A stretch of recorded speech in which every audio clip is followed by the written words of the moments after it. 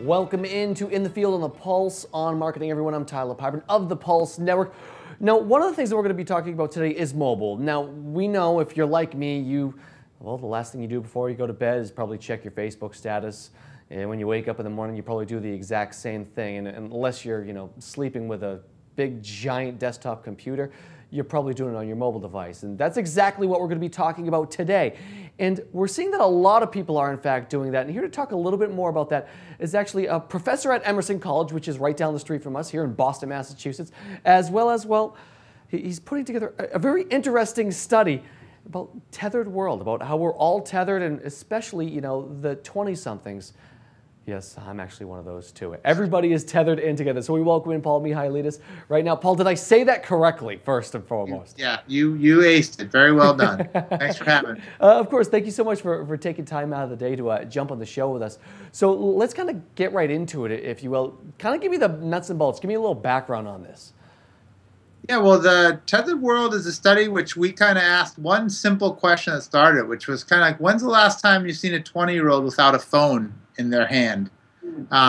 Or 20, 25, or 30-year-old for that matter. And so based on that premise, we kind of designed a study that was trying to find out what around the world, so using partners that we had in a bunch of different countries, just to find out what was our youth population, our young citizens doing on their phones in terms of information over a 24-hour period, to try to get at some of those behaviors and habits that are starting to define this mobile generation. So let me get this straight. You went out and you basically found, students from, 52 different nationalities attending, universities in 8 different countries. If I've got the numbers right, I'm just trying to make sure I have all those right. And you started to see some of the different trends. Kind of talk about some of those key findings, really. What are some of the features that people are actually were looking and saying, this is kind of interesting. Tell me about that.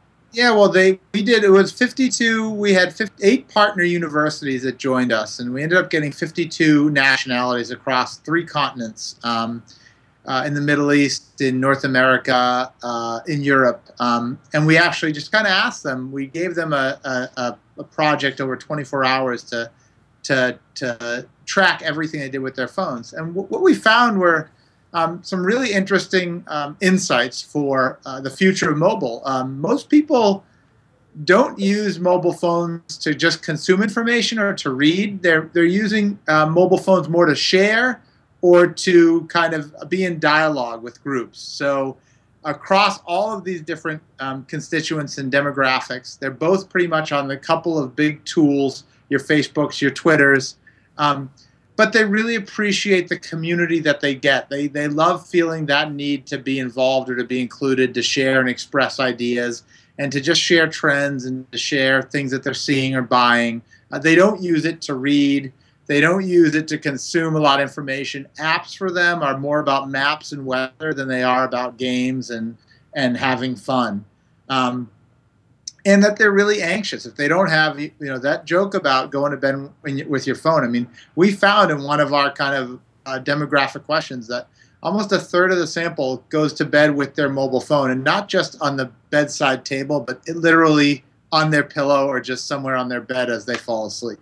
I was going to say they're college kids, of course, who knows how they're actually falling asleep, but that's a different conversation for a different day.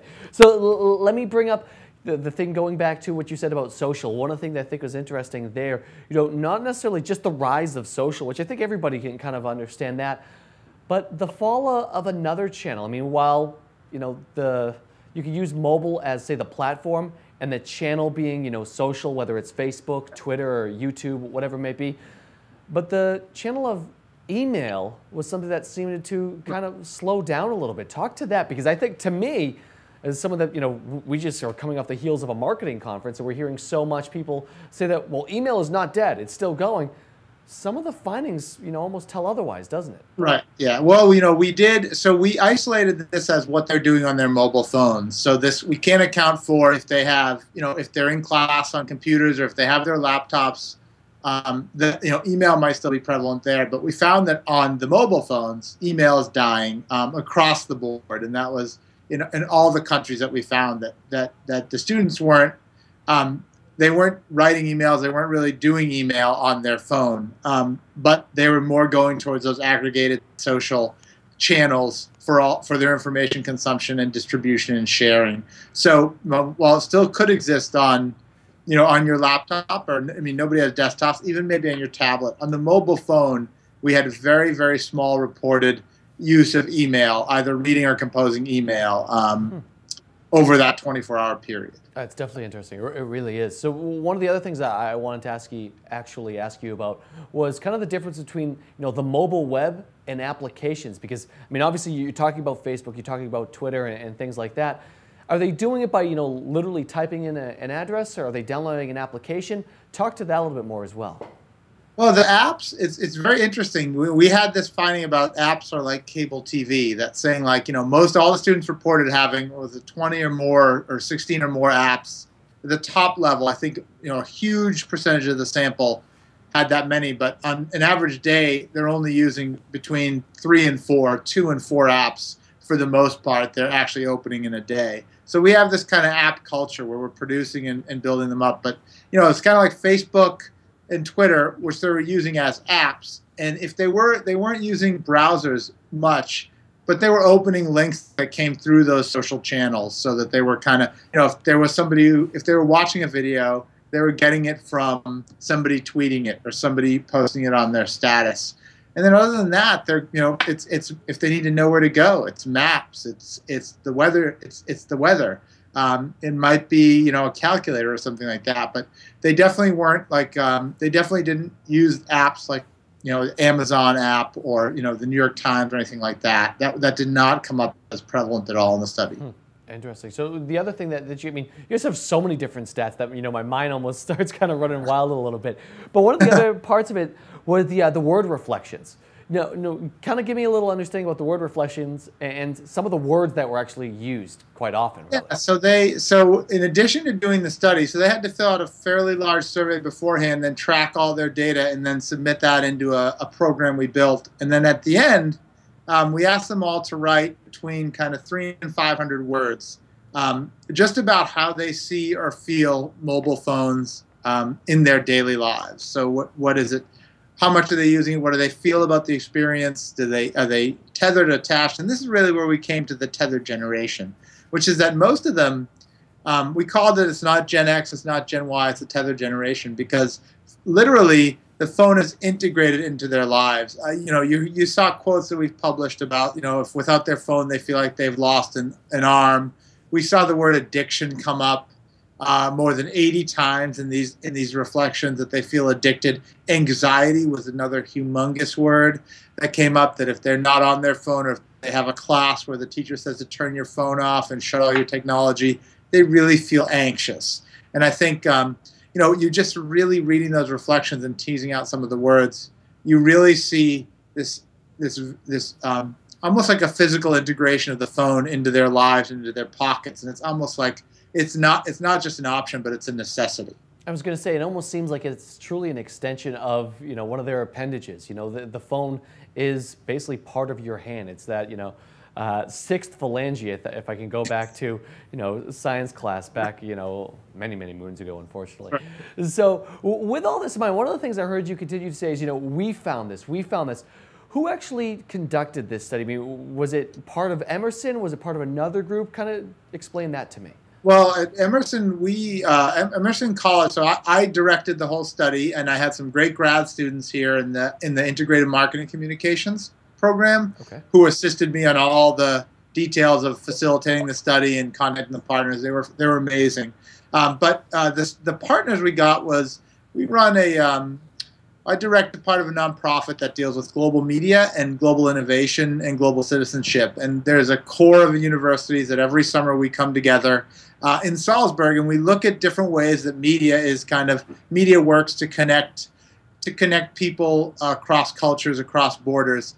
And this is a real program where we bring young leaders and entrepreneurs and innovators, and we try to kind of get them in a room and say, in terms of global, what are the next trends? What are the ways that you can facilitate better communication around communities, around organizations, around companies, and how is media going to facilitate that? So those were the core partners that actually helped conduct this study. And it's a great network, and it's a phenomenal program. So what do you hope comes of this, really? I mean, do you think, I mean, I can even see this, from the marketing world to the business folks to even people that are, Mark Zuckerberg should be looking at this as well. What do you really hope actually kind of comes of this? Right. Yeah. I mean, well, we hope everybody looks at it. I think it's just a real calling towards there's a new kind of, we're at a point of inflection when mobile has kind of integrated all our other media channels. I think there's a lot of key insights to be taken away in terms of use, habits, and dispositions. So in the nonprofit world, there's tons to take out of this. In the marketing world, for how marketers are now looking to engage and to create dialogue between them and their customers, and to leverage the mobile technologies, there's insights for them, and there's insights for just people in their everyday lives who are trying to balance families, balance work, and balance their own habits. So I think our hope is that this provides a lot of dialogue and a lot of ways forward to see how much mobile is integrating into our lives and what that means for consumers, citizens, businesses, education, politics, for anything that it may suit. Awesome. Paul, honestly, thank you so much for taking time out. This is awesome. It really is. I was laughing because we're literally, like I said, coming off the heels of another conference, and it was almost like information overload. But if I wasn't before, it definitely is now. But this is all excellent stuff. It really is. Thank you so much for taking time out today and sharing it with us. Well, thanks for having me. It's great to be here. And for the folks out there who want to learn more, where should they be going? Well, you can go to paulmihailidis.com. You don't know how to spell that. Tethered World. If you type in tetheredworld.wordpress.com, you can find out about the study. If you go to paulmihailidis.com or salzburgacademy.umd.edu, you'll find out all about these fantastic programs. Awesome. Great stuff indeed. That right there, folks, Paul Mihailidis. Awesome stuff. Check out those sites. You will not be disappointed with how many statistics that you're actually going to find there. It's incredible, to say the least. So for Paul, I'm Tyler Pyburn of the Pulse Network here on the Pulse on Marketing.